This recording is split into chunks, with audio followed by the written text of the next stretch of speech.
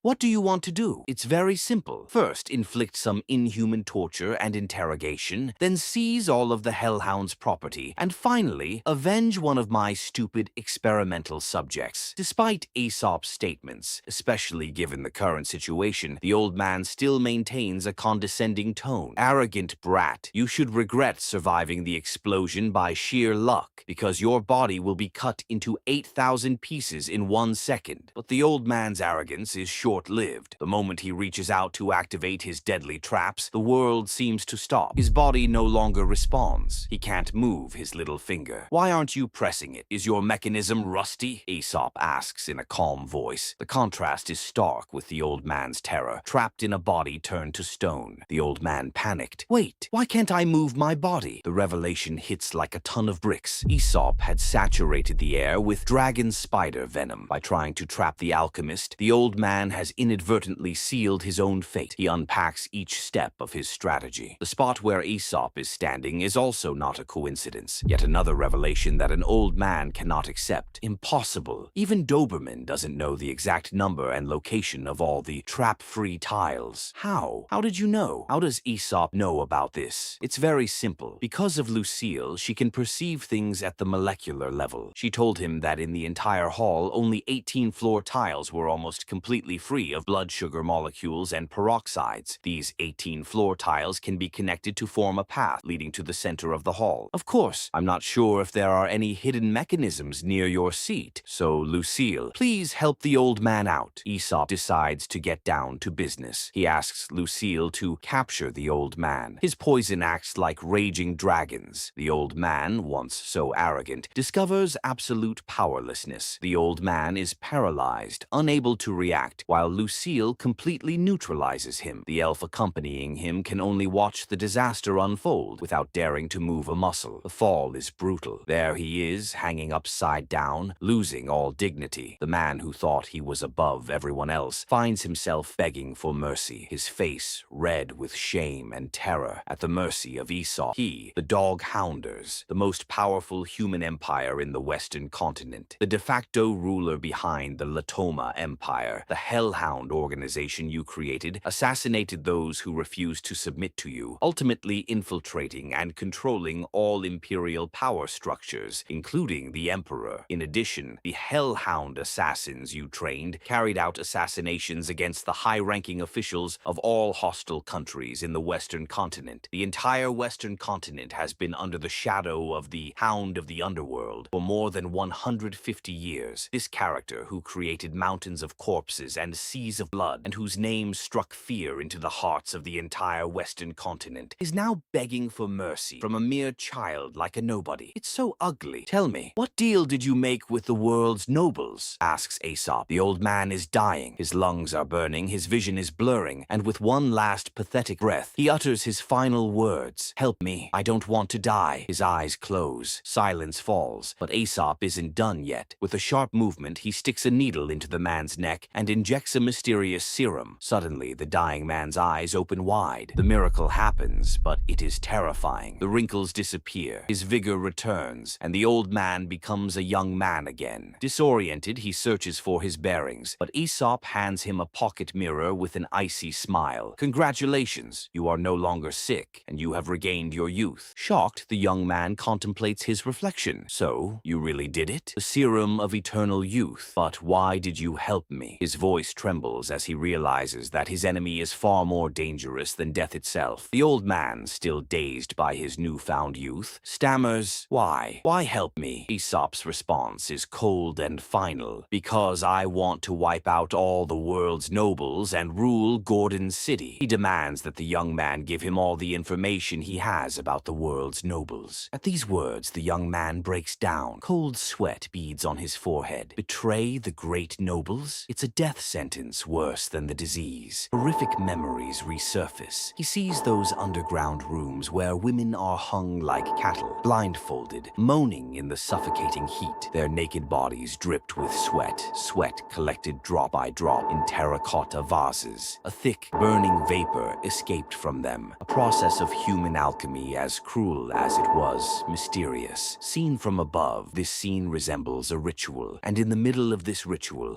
stands a man. man. The man seems bored by the situation, sighs with boredom, then takes a photo out of his pocket. In the photo, we can see a young woman who looks like Yorkshire. The man seems to be waiting for her. Looking at the photo, he becomes impatient and says, "I'm still alive, why don't you come and kill me?" Behind the apparent madness of this ritual lies a much colder truth. Everything we have just seen is nothing more than a play, a game orchestrated by the elite of Gordon City to simulate an assassination for their own benefit. Ball explained that they said that as long as his hellhounds could hurt them, even just make them bleed a single drop, they would agree to accept him and become a new world nobility. Doubt creeps into Aesop's mind. The situation is absurd, almost unreal. Hiring someone to kill yourself? Are they just bored out of their mind, or do they feel that they've been too well protected by city heroes and want some excitement? Boring. Those nobles always had that word on their lips. Who knows why? Is it because they've lived too long? All the pieces of the puzzle finally fall into place in Aesop's mind. The fog lifts, but the truth is bitter. Yorkshire had no idea she was just another pawn on the chessboard. The assassination she risked her life for was nothing more than a thrill-seeking game for the nobles, and she, along with the other hellhounds, were just pawns that could be disposed of at any time. In the pouring rain, Yorkshire runs without looking back, clutching the golden key in his hand as if it were a sacred treasure. His thoughts drift to a memory engraved in his mind. Doberman, sitting facing the immensity of the sea, confiding his last secrets to him. Yorkshire, I'm currently investigating something that could cost me my life at any moment. I've placed my most important possession in container C428 of the old container warehouse in the western part of the Lighthouse District. If I'm still alive after the assassination attempt, I'll take you there. She didn't care about any of that, but one sentence from Doberman changed everything. Because that thing is just as important to you. Now everything is clear. We understand why she ran away immediately after picking up the key. She runs, she clings on, she recites the address like a prayer. West Old Container Warehouse C428. But the rain seems to wash away her memories. Her hair fades, regaining its blonde shine. Yorkshire fades away, giving way to coal. Emptiness replaces the mission. Suddenly, Cole stops, alone, in the middle of nowhere. The address has vanished, taking with it the reason for her being here. She collapses, a small, lost figure ignored by passers-by under their umbrellas. But just as all hope is lost, a familiar voice pierces the sound of the water, and a shadow stops in front of her. She looks up. It's Aesop. "Get up now and come home with me." An outstretched hand, a smile restored, and the darkness fades away. This is the end of this chapter. Thank you for watching.